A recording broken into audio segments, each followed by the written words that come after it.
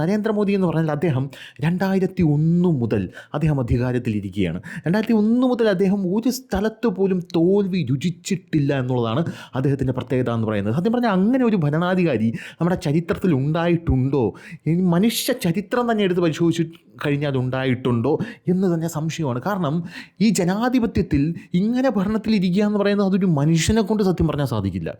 2001 മുതൽ ഗുജറാത്ത് മുഖ്യമന്ത്രിയായിട്ട് 2014 വരെ, അത് കഴിഞ്ഞ് താണ്ട തുരു 2014 അങ്ങേരി കയറിയപ്പോൾ പറഞ്ഞ് 19 ഇറങ്ങുമെന്ന്, 19 കയറിയപ്പോൾ പറഞ്ഞ് 25 ഇറങ്ങുമെന്ന്, 25 കയറിയപ്പോൾ ഇപ്പോൾ പറഞ്ഞുകൊണ്ടിരിക്കുന്നത് 29 എന്തായാലും ഇനി വരില്ലല്ലോ, സമയം കഴിഞ്ഞല്ലോ, വയസ്സായില്ലേ, ഇനി നടക്കാനൊക്കെ ഭയങ്കര ബുദ്ധിമുട്ടായിരിക്കും എന്ന് പറഞ്ഞിങ്ങനെ ആശ്വസിക്കുകയാണ്.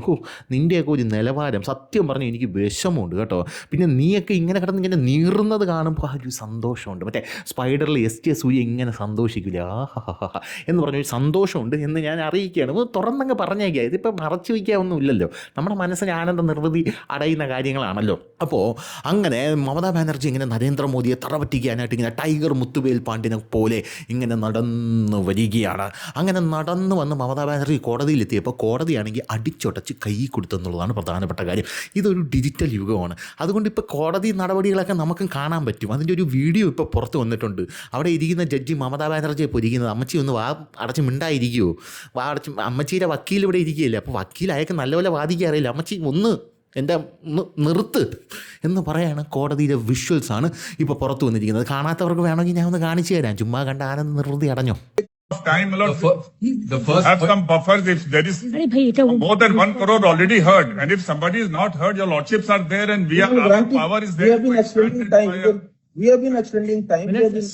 My lord, they have passed a slew of directions.